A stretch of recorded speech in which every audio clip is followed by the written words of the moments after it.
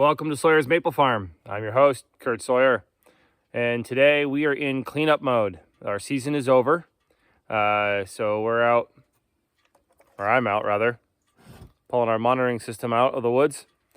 I was going to get more footage of that, but I just discovered that my tripod broke. Or rather, the tripod's okay, but the mount for my phone is busted. So, I can't use that. And so I can't film and work at the same time. This is going to be kind of a challenge. So I will stop periodically and talk to you guys.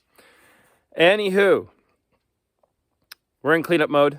So like I said, the season's over. We ended up with 2.71 pounds per tap. So not quite 2 3/4, but close enough. Our goal was 4 pounds per tap. So we're about 1.25 pounds short. I probably could have had that, but we had a whole slew of problems like you've seen in some of our videos with the second hill.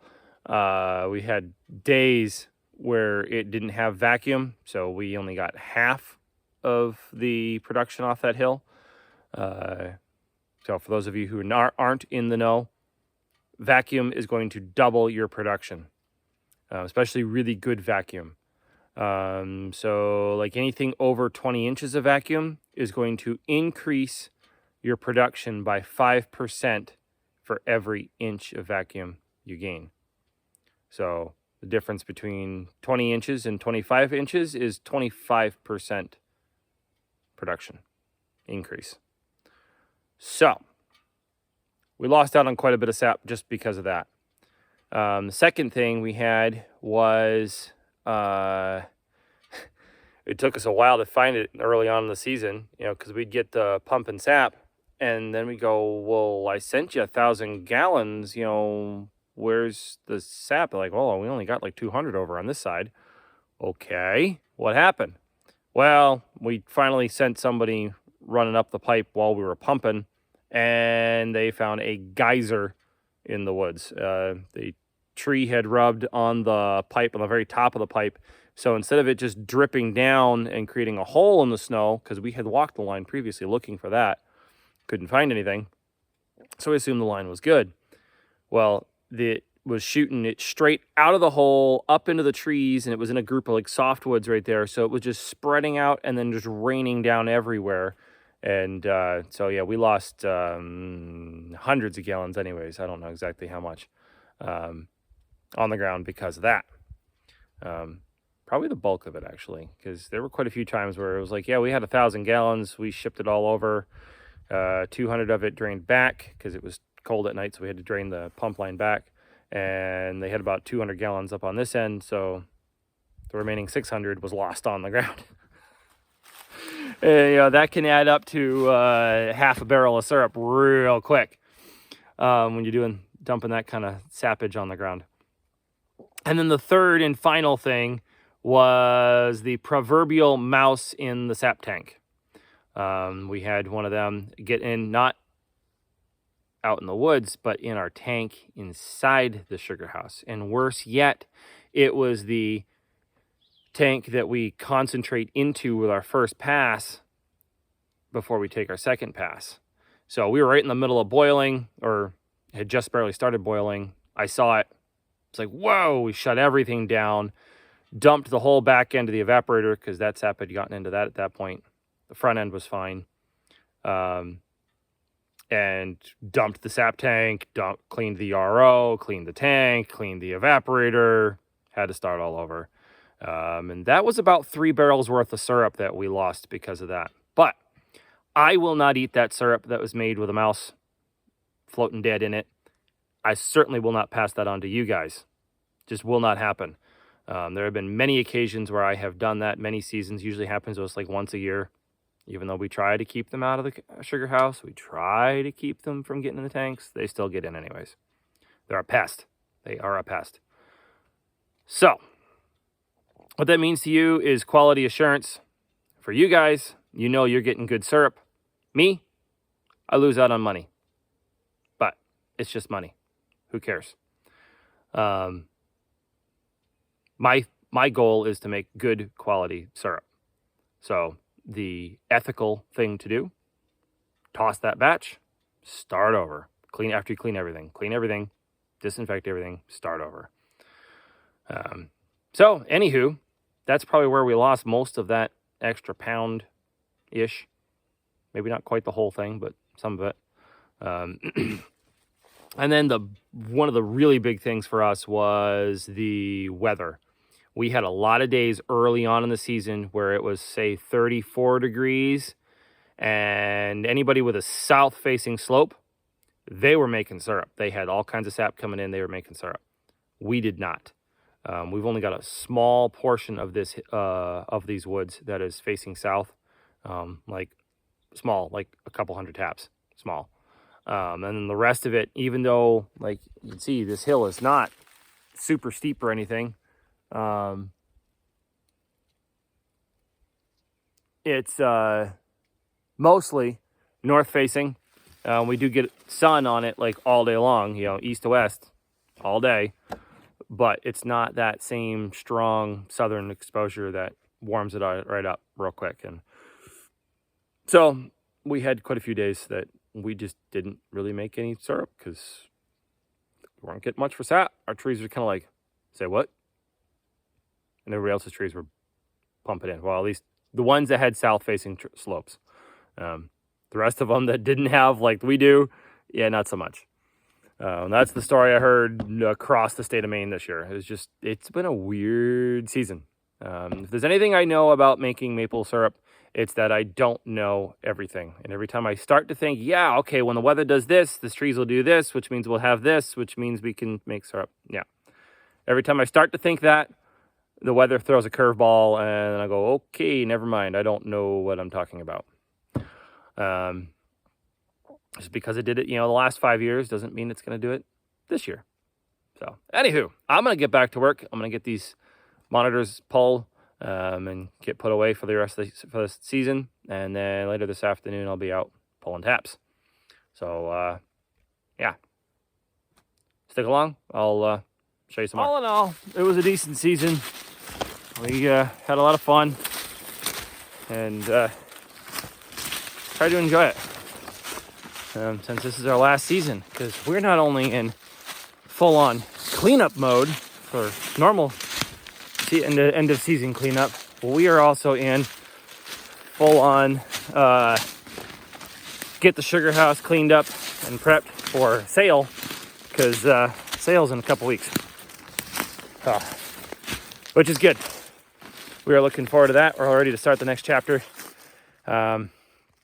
close on the lease, get that out of our hair, and then we go on to site prep. We'll be building a whole new store. We'll be building a big kitchen with that store, which means more maple products for you guys to enjoy, and for us too. I mean, quite honest, I eat a lot of what I make and sell. I mean, I think most of the things I don't eat are basically coffee. I just don't drink coffee. However, I like putting the coffee in the infused syrup. And that, I think, has only gotten better with age. The syrup, coffee-infused syrup I made last year. Oh, boy, is it good this year. Wow. So if you haven't tried it yet, you need to go try it. And that can be found on our website. And let's see, what else did we do?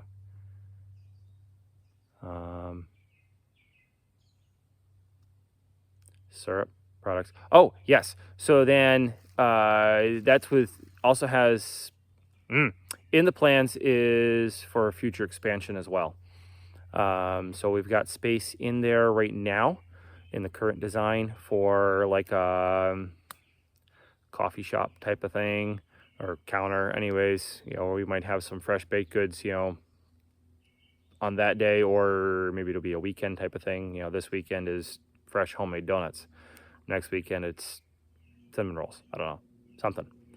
But we'll have our coffee there. We'll also have an ice cream machine, soft serve maple ice cream. Anybody? Sounds really good. And that will also be in there, hopefully. I got to talk to my health inspector and find out what kind of licensing and permits we need for that. So I know that's a little more involved. And then, so that's that part. Got the kitchen, got some storage space for drums of syrup and all that. And then we got plans for in the future, as we grow and expand here, we can add on to the building and put like an actual sugar house in there again. Because we'd still like to boil syrup, even if we just got to buy sap from the other farms. Probably ought to stop waving this thing around, huh? And so we can still make syrup ourselves, even though it's not our own trees. Hopefully someday in the future we'll find some property around here and we can tap our own trees. That'll be pretty cool.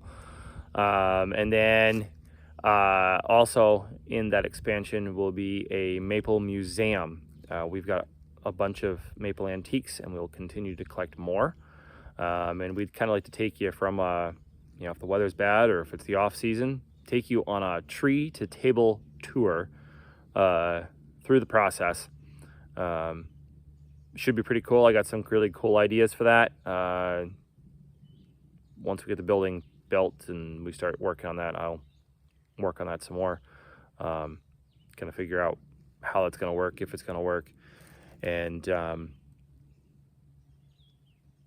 let's see, museum, sugar house, store. Lots of stuff in the store, hopefully. Obviously, to start with will be all of our maple products. But then we'll have some other stuff too. I'd like to get some pottery or maybe some handmade jewelry. Some other small mom and pop businesses is what we'd like to support. Give them another avenue for their product, keep them in business, keeps us in business, and kind of bring the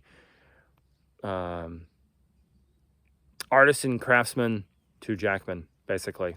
We want to make it you want to come to stop at our farm store every time you're up in Jackman type of thing.